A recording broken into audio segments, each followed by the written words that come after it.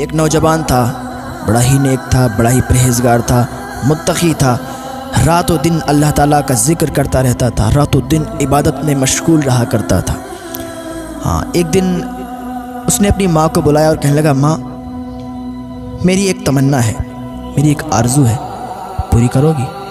اس کی ماں نے کہا، بیٹا تیری ہر آرزو، تیری ہر تمنا میں پوری کرنے کے لیے تیار ہوں۔ تو ہر وقت اللہ کا ذکر کرتا رہتا ہے، ہر وقت اللہ کی عبادت کرتا رہتا ہے، میں تجھ سے بہت خوش ہوں، میں تجھ سے راضی ہوں۔ اے میرے بیٹے بتا تیری کیا تمنا ہے، تیری کیا آرزو ہے؟ بیٹے نے کہا، ماں میری آرزو، میری تمنا یہ ہے، میری 3 شرطیں ہیں، تو اگر وہ 3 شرطیں پوری کر لے تو بتا دے ماں۔ اس کی ماں نے کہا، بیٹا تیری 3 کیا، تیری 3000 شرطیں میں پوری کرنے کے لیے تیار ہوں۔ اس کے بیٹے نے کہا، ماں ٹھیک ہے تو میری شرط سن۔ ماں میری پہلی شرط یہ ہے کہ جب میں مر جاؤں نا، جب میں مر جاؤں میرا جنازہ تیار ہو، ماں میرے گلے میں موٹی رسی کا پھندا بنا کے اور مجھے پوری گلیوں میں گھمانا۔ ماں میرے گلے میں موٹی رسی کا پھندا ڈال کے اور مجھے پوری گلیوں میں گھمانا، تاکہ لوگ دیکھیں اور کہیں یہ اللہ کی نافرمانی کا صلہ ہے، یہ گناہگار انسان ہے اور اس گناہگار کو یہ سزا میں دنیا میں ہی دے رہی ہوں۔ جب اس کی ماں نے اتنا سنا، اس نے منہ پہ ہاتھ رکھ لیا، بیٹا یہ کیا کہتا ہے تو؟ میں ایسا کیسے کر سکتی ہوں؟ تو اللہ کا اتنا نیک بندہ ہے، اتنا پرہیزگار بندہ ہے، میں تجھے اچھے سے جانتی ہوں، میں تجھ سے راضی ہوں اور میں تیرے لیے دعا کرتی ہوں، بیٹا تو ایسی بات کیسے کہہ سکتا ہے؟ اس نے کہا، ماں میں بہت بڑا گناہگار ہوں، یہ عبادت جو میں کرتا ہوں، میں ذکر و اذکار کرتا ہوں، پتہ نہیں میرا یہ ذکر اللہ کی بارگاہ میں مقبول ہوگا یا نہیں ہوگا، میری عبادت اللہ کی بارگاہ میں قبول ہوگی یا نہیں ہوگی۔ اتنا متقی، اتنا پرہیزگار انسان ایسی باتیں کر رہا ہے۔ آج ہم بھی اپنے گریبان میں جھانک کر دیکھیں، کیا ہم بھی اتنے ہی نیک ہیں؟ یار دنیا کے سب سے بڑے گناہگار ہم ہیں۔ وہ اتنا نیک، اتنا پرہیزگار انسان ایسی باتیں کرتا ہے کہ گلے میں موٹی رسی کا پھندا لگا کے پورے گلی محلے میں ٹہلانا، پورے گلی محلے میں گھمانا، کھچیڑنا، تاکہ دنیا والے دیکھیں تو اللہ کا نافرمان بندہ ہے۔ اتنا عبادت گزار، اتنا نیک متقی انسان یہ کہتا ہے آج ہم بھی اپنے گریبان میں جھانکیں کہ ہم کتنی نمازیں پڑھ رہے ہیں، ہم کتنے بار مسجدوں میں جا رہے ہیں، ہم کتنا صدقہ کر رہے ہیں، ہم کتنی زکاتیں دے رہے ہیں۔ اللہ نے جو ہمیں حکم دیا ہے نا، ہم اس کو پورا نہیں کر رہے ہیں۔ وہ کیسا ہے؟ اس کی ماں نے کہا، بیٹا اگر تیری یہ مرضی ہے تو میں اس کو پورا کرنے کے لیے تیار ہوں، بیٹا میں تیری شرط قبول کرتی ہوں۔ اس کے بیٹے نے کہا، ماں میری دوسری شرط یہ ہے کہ جب میرا وصال ہو جائے، انتقال ہو جائے، تو رات کے سناٹے میں میرا جنازہ بھیجنا، ماں میری یہ شرط بھی پوری کر لے۔ اس کی ماں نے کہا، ٹھیک ہے میں تیری یہ بھی شرط پوری کرتی ہوں۔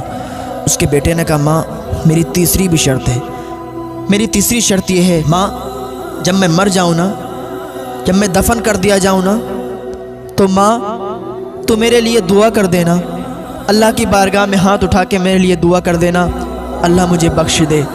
ماں میں نے سنا ہے کہ جب کوئی ماں اپنے بیٹے کے لیے دعا کرتی ہے نا، تو اللہ تعالیٰ اس کی دعا فوراً قبول کر لیتا ہے۔ ماں جب تو میرے لیے دعا کرے گی تو اللہ تیری دعا کے صدقے میں مجھے معاف فرما دے گا، ماں میرے لیے دعا کر دینا۔ اس کی ماں نے کہا، بیٹا میں تیری تینوں شرطیں قبول کرتی ہوں۔ ایک ماں ہوتی ہے نا، ماں جب بھی دعا کرتی ہے اپنے بچے کے لیے، اللہ فوراً قبول کر لیتا ہے۔ 3 لوگوں کی دعا اللہ فوراً قبول کر لیتا ہے۔ مسافر کی دعا اللہ قبول کر لیتا ہے، مظلوم کی دعا جس پر بہت زیادہ ظلم کیا جائے اور وہ کسی کو نہ بتا سکے، اللہ کی بارگاہ میں آنسو بہا دے، اس کا یہ ایک آنسو اللہ کی بارگاہ میں اتنا کامیاب ہوتا ہے کہ وہ جس کے لیے اللہ کی بارگاہ میں شکایت کر دے، اللہ تعالیٰ اسے ہلاک و برباد کر دیتا ہے۔ مظلوم کی بد دعا سے بچنا، میرے بھائیوں مظلوم کی بد دعائیں مت لینا اور کسی پر ظلم مت کرنا، کیونکہ بہت جلد ان کی دعائیں قبول ہو جاتی ہیں۔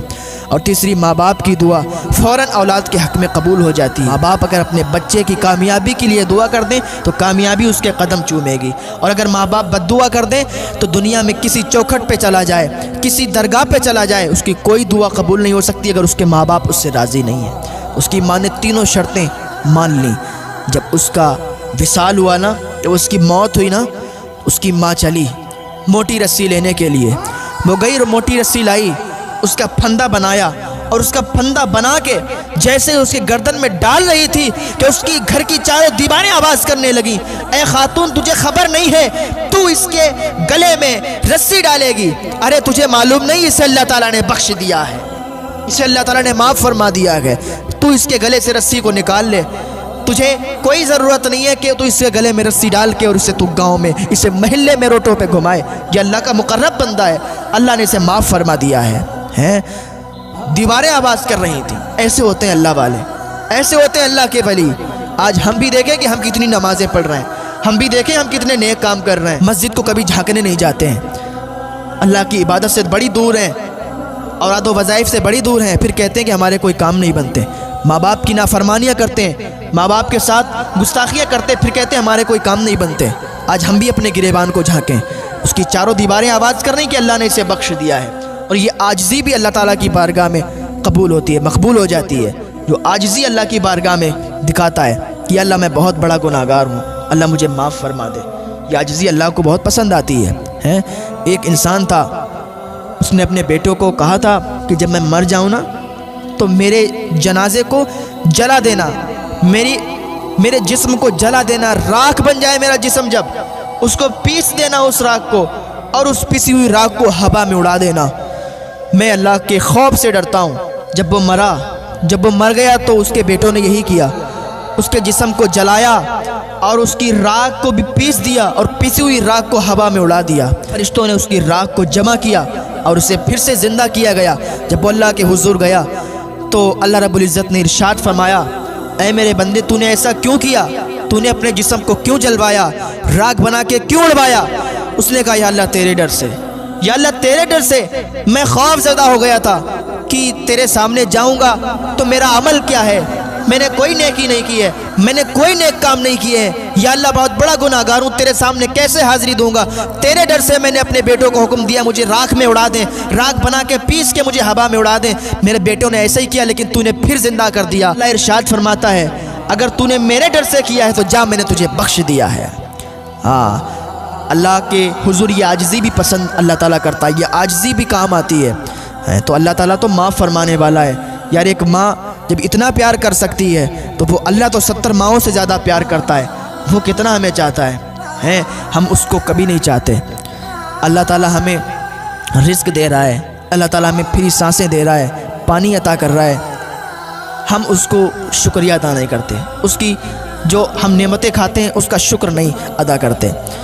یار اگر ہم بیمار ہو جائیں ابھی تو آکسیجن لینے میں ہزاروں لاکھوں روپے خرچ کر دیں گے، یہ جو سانس دی جاتی ہے جس سے، تو اس ہوا کے لیے ہم لوگ لاکھوں ہزاروں روپے خرچ کر دیں گے۔